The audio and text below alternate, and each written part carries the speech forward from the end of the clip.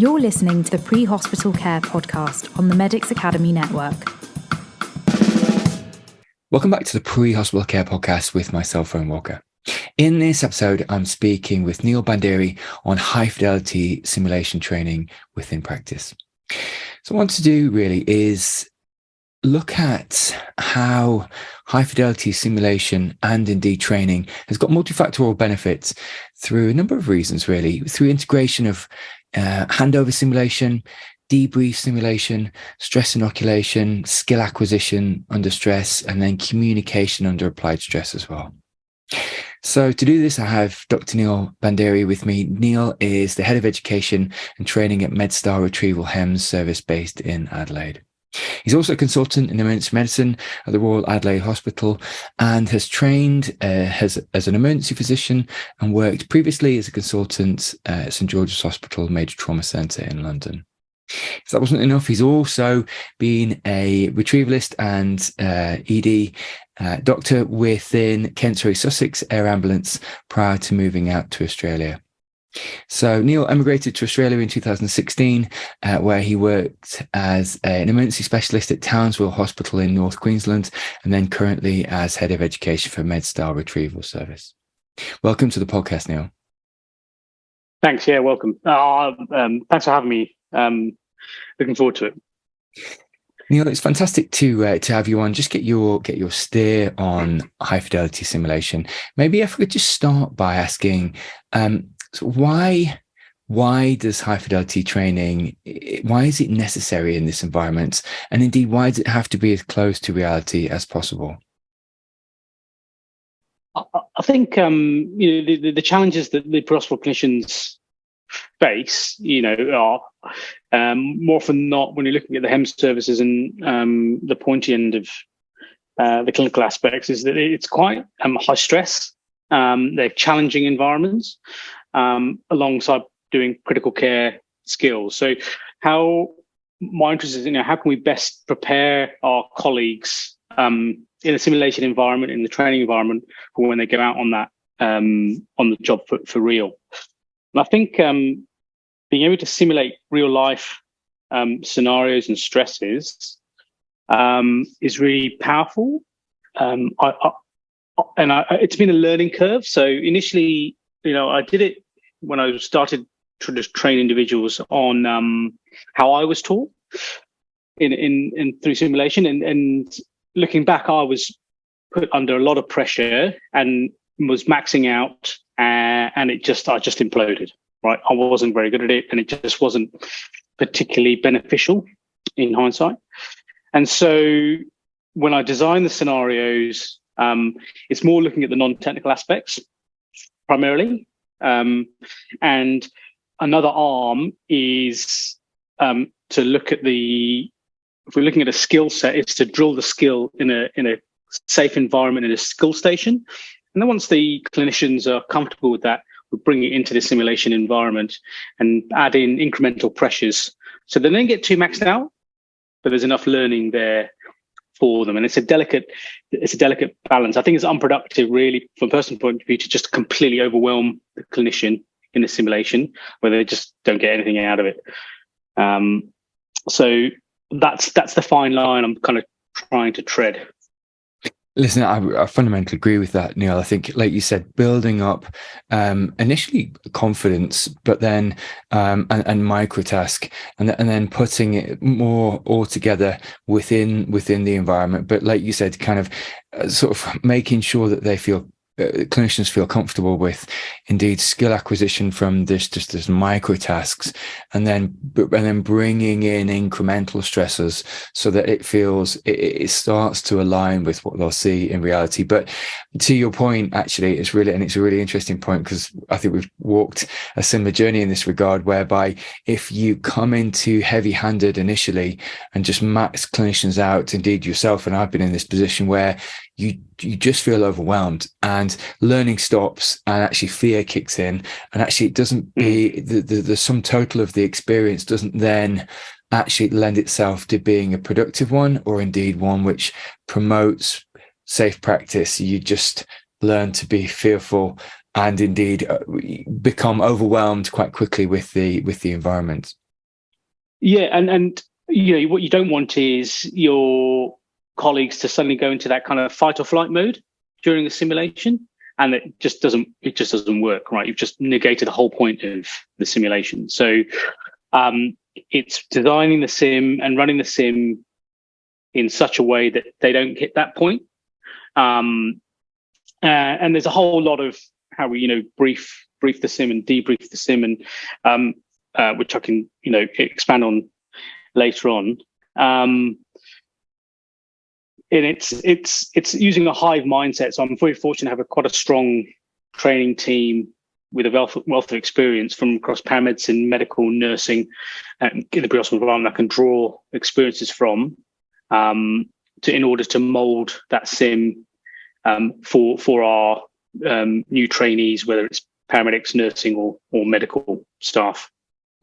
Neel, that's fantastic, and that kind of answers the question I was just about to ask, which is around what are your endpoints. And I think as you said before, the endpoints are largely non-technical, embedded with a few technical skills across the stream, but you're looking for the sort of non-technical aspects to come out in that simulation. So let's go to what you were just inferring there around debriefing and whether you indeed train in debriefing, and if there's a prescriptive debriefing template that you use.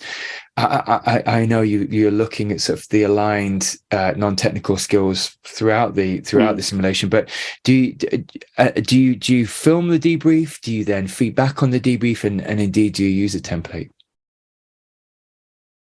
So where it started, when I took on the role a couple of years ago as head of training, the foundations was pretty solid from my predecessors. They'd set up this wonderful training system.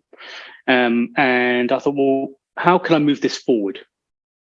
And so what I got some external people to come in and watch how we run our kind of orientation program for the new doctors and nurses and paramedics.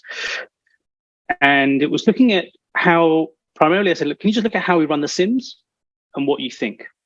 And these were people from various backgrounds within pre-hospital care, military primarily.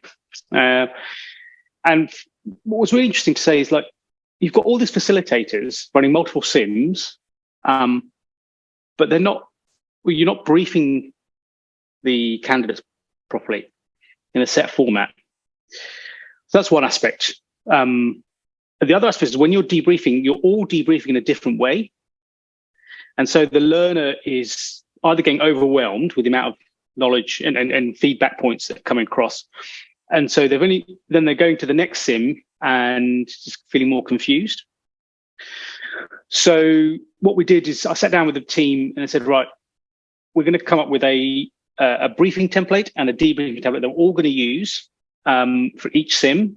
So then the learners are having a consistent feedback, consistently being fed back in the same way. So what we used for the briefing was the kind of the SMEAC, the situation, mission, execution, admin kind of communication style. So this is the briefing template we're going to use. And the debriefing is, it was kind of a mixture of various sources. So we look at a brief synopsis. We've only got, like, say, 5 to 8 minutes after a sim to debrief. So we look at a brief synopsis and we get the learner to say what was positive aspects and things they'll do differently. And the facilitator is really there if the learner's getting stuck, and they can look at time points during that debrief. So, for example, one of the things we look at would be, all right, look, at that critical intervention, if they're getting stuck, you did this. All right. Oh, okay. Yeah. So do you want to expand on that? And then we'll kind of summarize. And the last thing is we ask them 3 things. So, what would you stop doing? What would you keep on doing? And what would you start doing? So keep it very simple. And then the final thing that I learned on the feedback was we started recording, not every sim, because we can record every sim. We've got the ability to record every sim, but it takes a long time to then be able to go through it and go through it with a trainee. And that's just not practical in my line of work. So what we decided to do was, at the end of the orientation 2-week block, our trainees go through their final scenario, which is more usually kind of high complex, like clinically quite complex in a complex environment. And we slowly build up the sims from an easy clinical aspect and an easy environment, and we go through up to a clinically challenging and environmentally challenging. And I've just on a really simple, on a GoPro, we'll film them. They're aware we're filming them. And then about 2 weeks after, 2-3 weeks after, when they start their kind of rotation with us, I'll get them into the office and we'll just go through it. We'll go through the video. I've gone through it and I'll highlight out certain aspects. But what's really powerful is getting them to say their learning points. So I'll just often be quiet and they'll run through. It's like, look, I noticed, did that. That's what I do. I didn't really pick up on that. That's how my mannerisms are. Or in fact, if I'd moved the patient a meter back towards the ambulance, it would have saved a lot of back and fro, when we're doing the RSI checklist and stuff. So that's been really powerful. And then I asked them, would you mind if we got all the registrars in your cohort to come and watch this? And they said, and invariably they'll say, yeah, sure. And then you've got that hive mindset of they're all learning together and they're all happy to do that. So that's something we've changed in the recent years. We've got really kind of good feedback on that process. Listen, that's fantastic. And I think what that speaks to is because I think we are so unifocal as people, not even as clinicians. Filming things probably picks up on aspects of care or indeed the environment or the task which you would miss otherwise, because we're so focused on delivering safe care. And there's all these other aspects which actually are feeding into and affecting care. Like you said, the logistical distance between the ambulance and or patient and resources, to the impinging noise from the environment, might be the body language and or eye contact, all these, name call, name attribution, closed loop communication, but all these things which are negated by the clinician, because what you're doing quite rightly is you're triaging information just to make sure you're delivering on checklist, that you're delivering safe practice, but the camera is capturing all these aspects. But could you maybe speak to the environmental factors you put into play within simulation, because they are fundamentally important? It's such a succinct shift from in-hospital care, the noise of the engine, the noise from a motorway lane which isn't closed down, the speak of the clinicians, maybe the bystanders, and actually sometimes this can directly impinge practice, and even to the point where there's maybe a prescriptive ceiling of care that you may want to adhere to within an aircraft, and actually that ceiling of care changes when you're on scene, so that you're not trying to orchestrate or deliver complex medicine within the back of an aircraft. Could you speak to these environmental factors which you inject within the training? Yeah, and look, and again, it goes down to having that kind of incremental stresses being applied. I've got to be honest, more often than not, particularly if someone hasn't done pre-hospital care before and they're coming to us, a lot of it is self-generated from the doctor.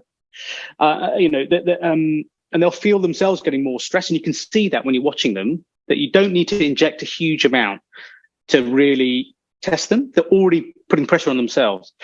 And a task that they would easily complete in a hospital setting, for example, inserting an eye gel into someone who's arrested, merely just put them in a helicopter with a helmet and a switlick on, strapped in, automatically they're stressed out, especially if they haven't been put in that situation before, right? We use staff as kind of extra actors. So, for example, we go to a lot of rural GP clinics, and by instead of just having a GP come in at that inopportune moment during a critical intervention and asking questions, that kind of, we know that happens in real life, so it's not completely out there. And so there's that simple intervention, and you can see that the clinician is getting more and more overloaded cognitively. Even just the mere phone of having an iPhone or a phone recording them. That's a common thing that we use, and a simple thing that happens in day-to-day life. And we it's probably the first time they've experienced that, and afterwards we kind of unpack that and use strategy and give them strategies to kind of manage that. And then it goes through to simple things like, one of our scenarios is we'll say, right, you're being tasked to a 4-year-old hit by a car. And so we ask them, what are you thinking en route to the job? Any other extra bits of equipment? What are your thought processes within the team? And they get to the job and it's a 4-month-old. And over the radio, it's just comms issue. And so then they suddenly have to switch tack to like, now I'm doing with a 4-month-old. And just that mere switching of the communication will really overload them to some degree. Now, at some point, you might have to say, right, we're just going to stop. I'm going to take a breath if they're completely getting overloaded. But that's all part in the brief. So we say in the brief, at some point in the scenario, we may stop, have a pause and talk moment, but that's okay. Right? So they don't feel like they've completely failed the scenario as such. And we use that, for example, when we're teaching them about, we put in a few pacing wires in the rule setting for complete heart block, and they may have never put a pacing wire in. And so when we're running the scenario, that's one of the ones that we say, right, we're going to pause here. We're going to go through the pacing kit, how you insert it. Okay, so they don't feel like, oh God, I've completely messed this up, and now they're having to pause it. So that's all part of that. It kind of leads back to the kind of briefing side of things. So, but the overarching message is that we don't want to push them so much that they stop learning. You want to push them just to know they kind of continue to learn, and the stress of the training environment isn't detrimental to their learning, if that kind of makes sense. It's a real art, actually, Neel, to your point, because I think that place and that line is different in every individual, and it's learning to look at the subtle non-verbal cues that people are expressing, often in their eyes, and in the, interestingly, we talk about bandwidth, don't we? But the way in which they process information and almost certainly communicate, when that starts to slow down, you can, I suppose, especially from an observer, you can start to see that their mental bucket, their bandwidth is filling quite quickly. And again, it's a real art into saying, so right now, time out, because there's some learning here, and it's learning versus overwhelm. And but to your point as well, actually, it doesn't take much to, and I would be the first one to admit myself, moving from a 4-year-old to a 4-month-old, that involves some complex maths, actually, especially, tube sizes, drugs, different interventions, and that shift alone can start to switch a lot of cognitive buttons. And if you haven't got a checklist to maybe mitigate and or delegate those maths, and or if it's the first time you're providing a pediatric anesthesia, that alone can be enough to overwhelm the clinician. From an environmental perspective, are you also looking to see what the clinician does from sort of trying to silence the environment as much as possible? So the classic cases, 4 suction units are on, the rotary blades might be on in the distance, the engines are on, all of which is feeding into a lack of communication and a lack of understanding and reciprocation. Are you looking for that from the clinician as well? Yeah, and look, more often not, if they haven't experienced that before, they won't know or feel empowered that they can say, can we just stop the fire engine, or stop all the equipment that you're using? This is a critical intervention we're doing now. And that's something where video is quite powerful. You show them that, look, if you just ask fire officer or the police to shut down the equipment, that would have helped you. Oh yeah, that's really important. Another aspect is for the helo scenario where we have a patient that arrests in the helo, being able to show the registrar, look, simple things like just knowing how to unlock yourself from the harness safely. Things about knowing where your equipment is. And so I took the registrar then back into the helo and said, right, we're just going to mentally rehearse this. Put the helmet on, put the Switlock on, and sit in the back of the helo. Just imagine, close your eyes, imagine the same patient. And you can use your hands and go through just where's a bit of equipment I'm going to use, what I'm going to say to the pilot. Okay, now we're going to run the scenario again. And that's been very useful, I think, for our trainees to have that, the ability and the time to go through that, because in a hospital we wouldn't have that opportunity as much. But I think it's really important to tell the clinicians that it's okay to make a mistake, and we're not looking for perfection. You're human. It's important to realize when you feel stressed. So your physiology around it, you feel flushed, you feel tachycardic, but just have to ride it out. It will pass. That feeling will pass, right? And it's difficult because you're entering a job when you're trying to take all this bits of information, compute it, and make a decision, and that's tough. It's okay, but you'll learn how to do that. And I say this thing that my mantra is like, when you come across a mistake that you've made, then you just got to acknowledge it, accept it, and move on. And change something and move on. So it's setting that environment from the beginning to say, look, we're not looking for perfection, right? We understand you're new to this game, but this is the strategies we can use. And so, part of that might be, and it's using that vulnerability. So I often say tell my story, and I'll say, look, I found it very difficult when I started in pre-hospital medicine. But it clicked, and then you start to improve and use the strategies. And if you show that even the senior members of the service have vulnerabilities, then that throughout, not only particularly even for the simulations, but also when we're going through cases for review, it allows for greater learning, I think.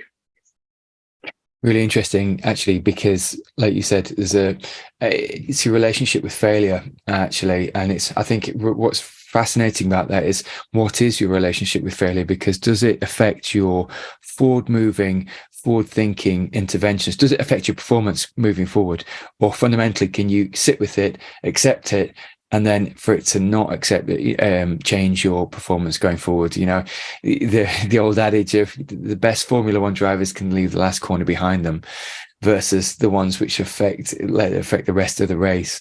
And I think it's prudent in any simulation to test people's relationship with failure, so that you can understand, and they can understand, for it to not affect both their performance, the team's performance, and indeed the patient outcomes moving forward.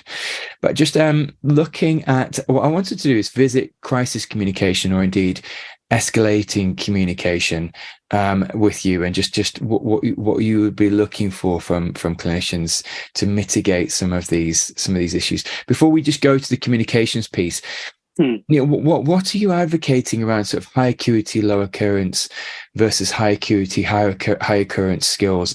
So are you advocating and looking for clinicians in simulation that they really sort of do any sort of high acuity, low occurrence skills, so those that they're not frequently having to deploy outside of the fixed finite sort of room of a helicopter in with the good 360 access, versus the high acuity, high occurrence, or indeed what's the baseline for intervention? Is it outside of a fixed environment versus inside of a fixed environment? The only reason I'm asking this is because London HEMS, we say, look, no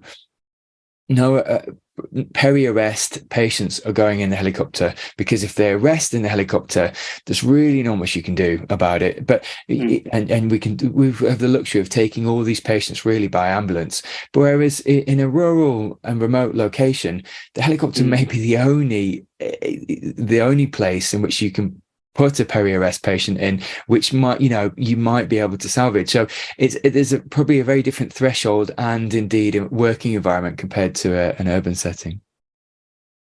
Yeah, look, absolutely.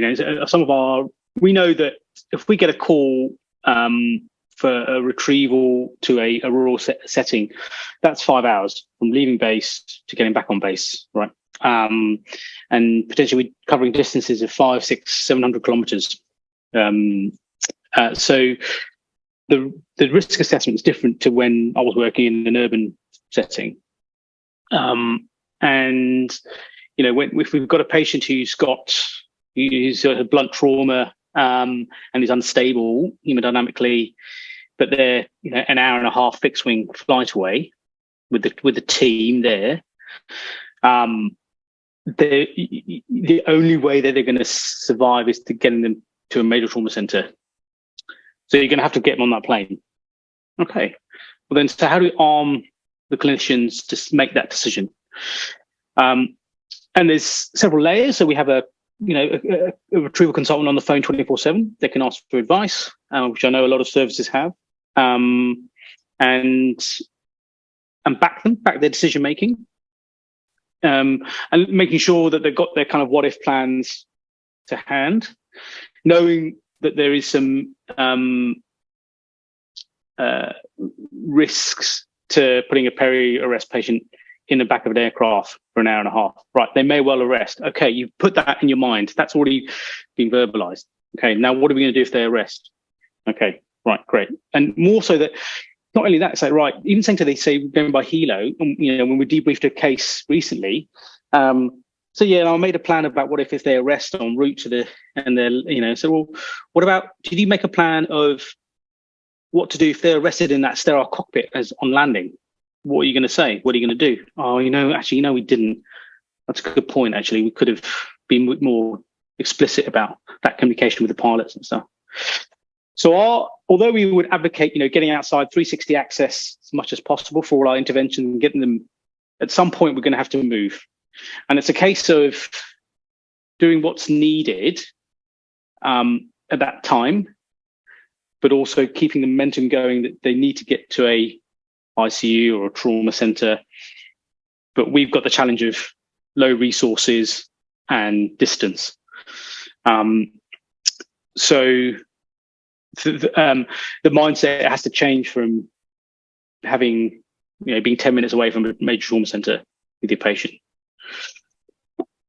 So let's look at the communication piece now, Neel, and just look at what you're looking for from the clinicians, because the adage of closed loop communication, sharing the mental model, and indeed mitigating some of the issues around the environment, but also speaking with your eyes, so good eye contact, use of names as possible, is something I would always steward. 90% of the time it would get you out of jail, but there is some situations where it's just still extremely difficult to communicate. COVID times being one, but yeah, the last year and a half. But what are you looking for from clinicians when you're studying these high fidelity simulations with extremely difficult comms? So it comes down to communication under pressure, right? And as you said, with COVID, we're still, we're still wearing masks, and that, so you lose that kind of that verbal communication. And how can we work around that? So the thing that we, as you quite rightly said, closed loop communication and sharing that mental model, and also then going into that grade of assertiveness, if needed, on that kind of conflict resolution. And things that we kind of look for is we're very hot on huddles at set points during a mission. One of the things we teach is, after your kind of primary survey and you're doing your clinical synthesis, well, have a huddle, and often they'll just have a huddle between the two of them.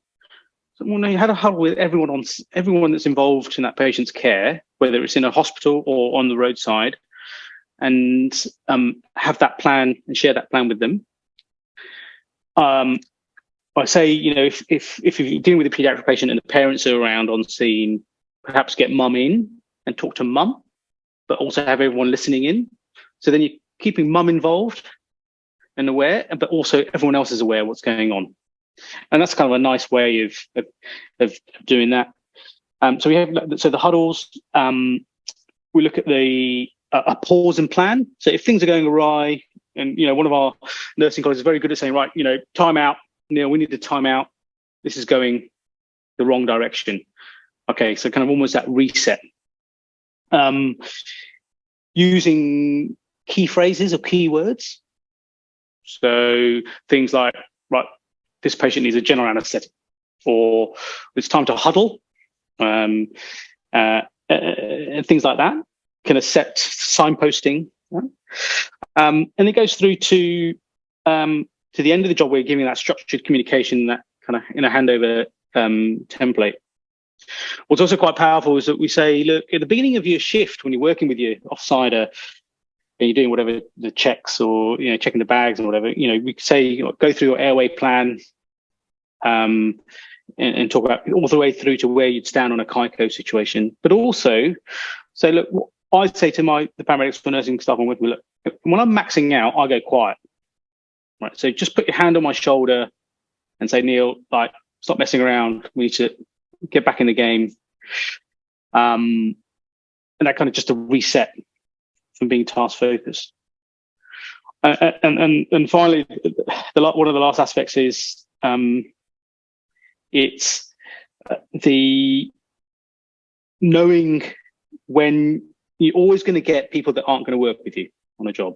Right, it happens. We all know that there's certain people that just you don't gel with. Okay, well, how are you going to get them to work with you? And if being nice and being inclusive works to some extent, but at some point, if the patient's deteriorating, you're going to have to use that kind of graded assertiveness and say, you know what? At the end of the day, it's the patient that we care about. We can sort this out later, whether it's a hot debrief, or inviting them to our, to the open kind of case review stuff, and we can sort it out at that point. But as long as they are aware that might be a possibility, that, as in our clinicians, that it's in the back of their head, it's not suddenly they have to feel uncomfortable saying, stop, this is wrong. Oh, actually, the service has empowered me to say that. Yeah, listen, it's really interesting to hear that, actually. And like you said, this graded assertiveness is absolutely key. We did a little bit of training recently with a provider, and one of the aspects we did was around forced failure. So it doesn't matter what you do with the patient, the patient dies, and yeah, testing what your relationship with failure is. Another one was an unhelpful leader, whereby there's leadership on scene already, and they're trying to be helpful, actually, but it's really unhelpful. So their positive attitude, but whatever they're doing is actually detrimental. But again, this forces this graded assertiveness. So we're looking to see whether clinicians can escalate their level of assertion and indeed concern. But it's difficult because the person and or leader is already is trying to be helpful. And so again, what we're trying to tease out there is, to your point, putting pleasantries aside for fundamental patient care, and getting a semblance of that's the baseline of why we're all here. And it's really interesting to see the fruition of those people that are very, very blue. So very people orientated, in personality profiling, versus those that are very performance and or process orientated. And can we get back to this fundamental baseline of performance and process, whereby this is why we're all here in the first place? Neel, looking at your approach to you mentioned handover just in your last answer around recording the handover. What are you looking at from a good handover? What are the fundamental components? And look, a lot of services have their own kind of template for how they want to deliver a handover and get all the vital information across. And we've got two different styles. And that's because we do both primaries and retrieval. So for our primaries, was taken from the UK kind of HEMS model template, and we want it in kind of under a minute. And when we're doing the sims, so we give them the template. So right, we're just going to index there, go away. You've got a minute to write down, prep your handover, and this is the trauma team. Right, come and do that handover and we'll record it. And invariably they'll be too long, depending on what specialty they've come from. They'll be either too long, not miss some bits of information. So right, okay, do it again. But this time, do this, this, and this based on what they initially said. And that's been useful. What I do say is that if I'm on in a resus at the trauma centre, or one of my colleagues who is a retrieval consultant is on, and they're bringing a case in, whether it's a consultant or a registrar, I know that they're coming in because we've had a call early heads up. So right, I'm shooting the text saying, "You happy if I just audio record your handover?" And invariably, I know, okay, no, it's me asking, but they'll say, "Yeah, that's cool," and we'll record the handover. And then immediately after, I'll just airdrop it to them. So look, go away and listen to that. And then when we run the case review, so look, they don't have to play it if they don't want to. And they'll say, look, yeah, I listened to the handover. I was too long. I forgot this. Okay, that's really useful to know because I haven't listened to myself talk before. But we make sure we do it also with the consultants and say, right, well, look, this is what a consultant with experience says. And then the registrar has the opportunity to listen to that so they know what we're looking for in some respects.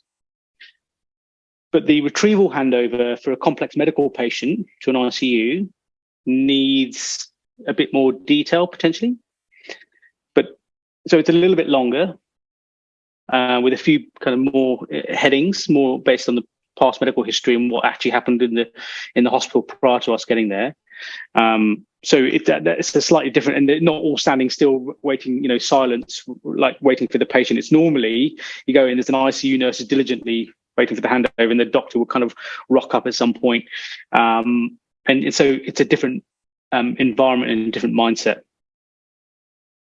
Yeah, it's interesting you actually say that, Neil, because like you said, it's less is more within maybe the trauma handover, which from a primary intervention or ND patient versus a retrieval, where, like you said, there's nuances, there's a very much more of a patient course, a documented patient course, and maybe already a pharmacological course which needs compliance too. So very different modalities, and actually it's prudent to, like you said, get it right according to modality, because too much information in a trauma handover and people will disengage, they won't necessarily listen, and they won't assimilate that information.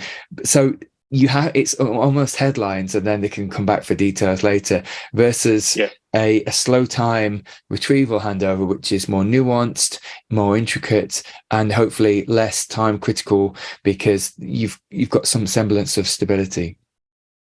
And the way we teach our clinicians is to say, right, you can do your handover and you walk out, do your paperwork, you come back in, hand the paperwork back to the team leader or the scribe and say, if there's any other bits like, oh yeah, it was a grade 2 intubation or whatever other bits that's relevant to at that point, you say to the team leader, right, at that point. That doesn't have to be said in your initial handover. You've got to give the opportunity to them to crack on and deal with the patient. You do your notes and then come back in and say, right, anything else? Well, by the way, these are the other bits, relatives are en route or whatever, and then go out.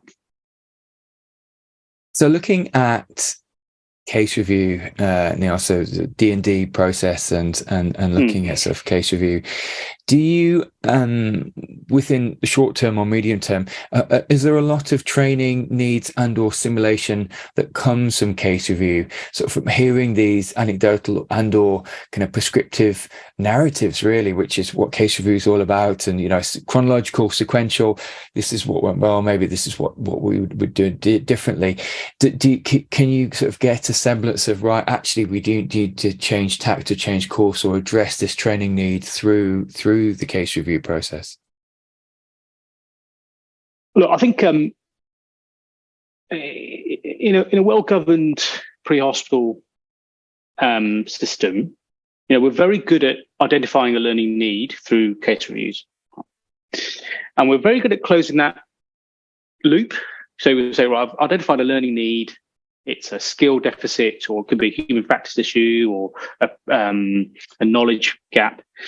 Right, we'll go away and say, right, okay, you know what? We haven't seen many of X pathology and dealing with that in a rural environment, but we can set a sim around that and put people through that and close that loop. And that's as a result of having that robust and strong governance setup. If it's a skill issue, and I'll give you one example. So subclavian access, right? Some people are very adept at it. Some people haven't done much of it. So, right, okay. Or what can we do to augment that? And we'll go away and we'll get a mannequin, we'll set up a skill station, and we'll have champions to run that skill station, because the training needs to be accessible 24/7, right? We have people on night shift, day shift, but they're adult learners, right? And we have a consultant or a senior paramedic around to be able to facilitate those sessions during the day. And so you've got certain champions within the service, and on the skill station, it will say, well, these are the champions for subclavian access, right? When they're on shift, get them to come and take you through that. Once you're happy, okay, that kind of tick on that knowledge gap has been sorted in some respects.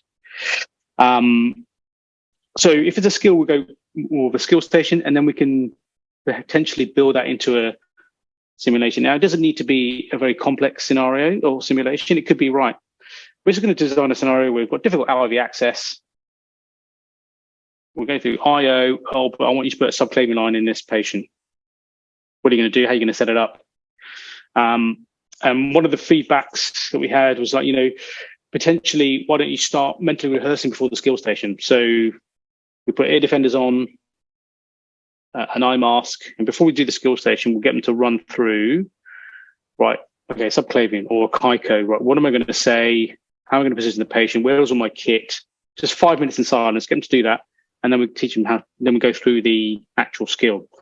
And that's been quite powerful as well.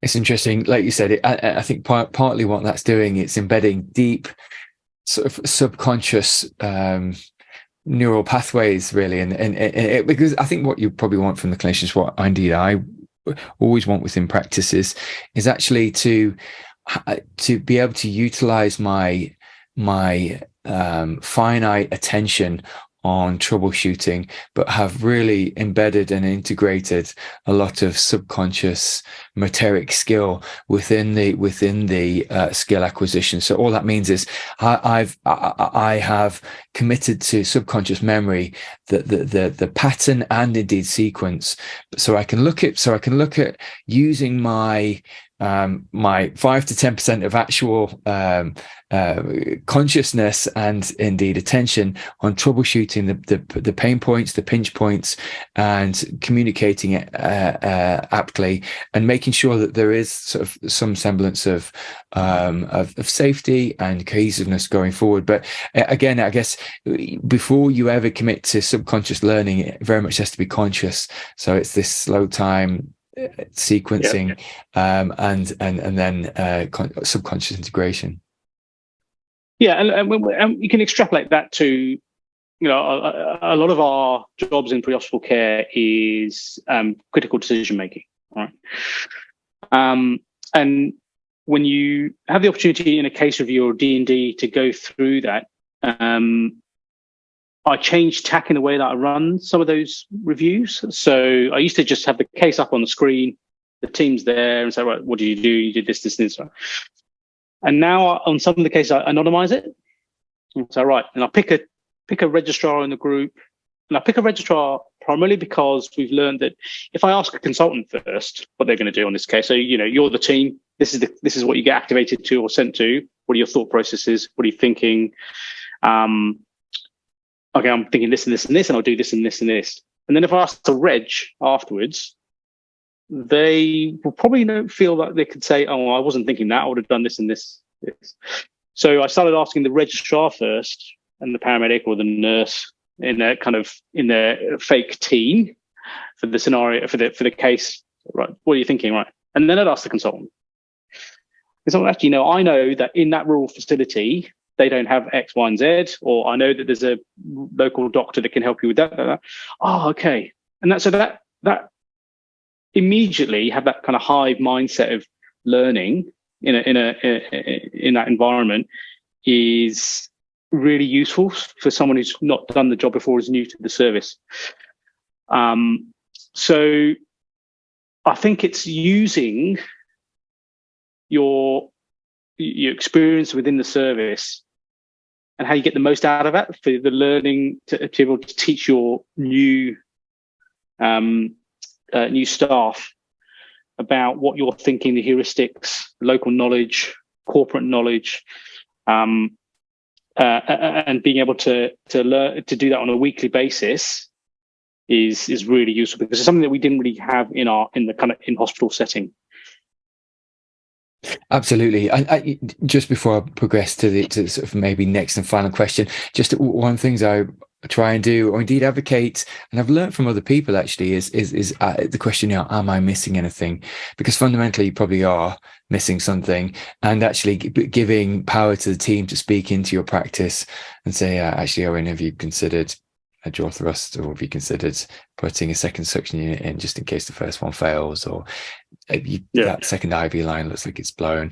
All these subtleties which actually are really important when the first line fails, or and what it does, it also gives power to the team, hopefully flattens the hierarchy, but also just covers off the fact that you're going to miss things, and you're democratizing the received wisdom of the team. Like you said, local knowledge of what they can deliver at a local level is absolutely key, because then that's going to supplement and support your skill acquisition and what you can do.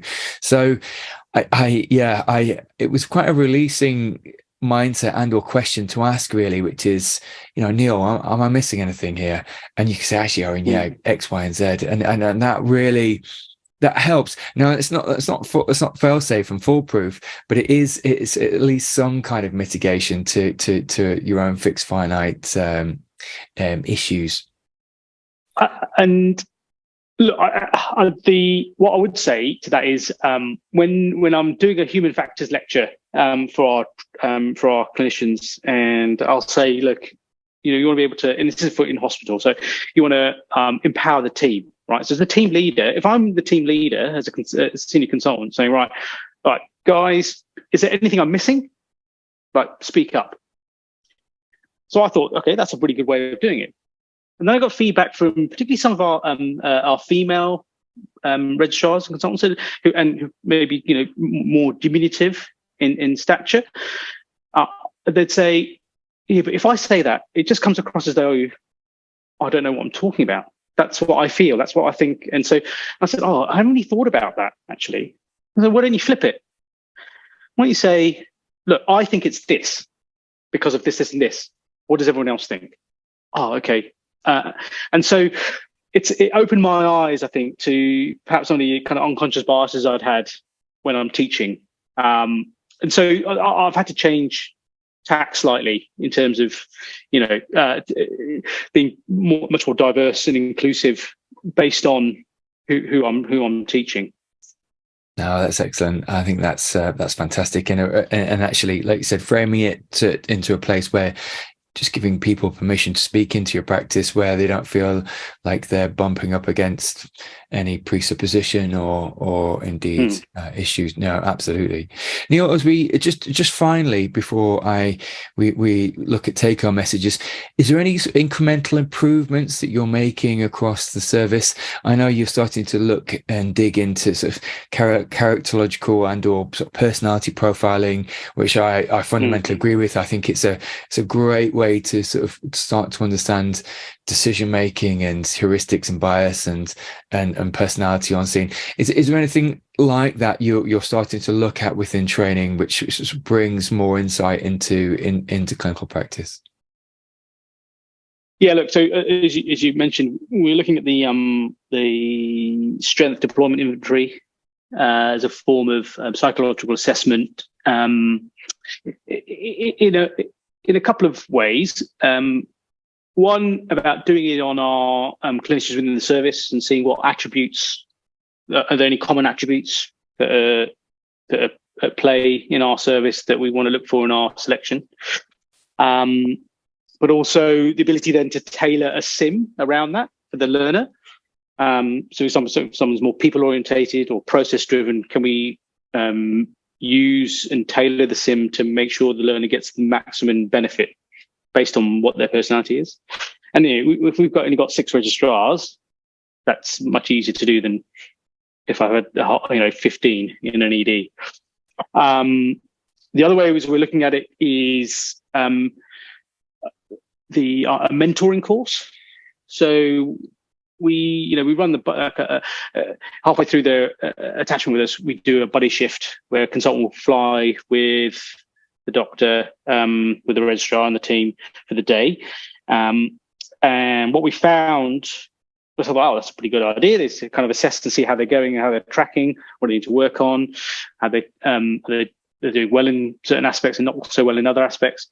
We found there's no kind of framework we've given to the consultants and to the senior paramedics who are going to be observing. It's like, some people will step in too early or not at all, and so we're looking at using the personality. So if I can pair up a consultant with this personality on the SDI versus with a reg on this personality, how they're going to interact, when they would feel they would step in and running like a 2-day kind of mentoring course for pre-hospital clinicians.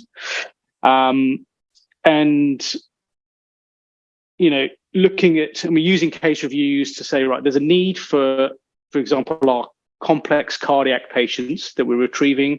Those needs that we probably can do better for those patients. We need to add certain drugs in using more advanced kind of echo skills or whatever. How do we train that within our service to benefit those small subset of patients, but who are low occurrence but kind of high consequence retrievals? So they're kind of the few things that we're looking at really for kind of the future.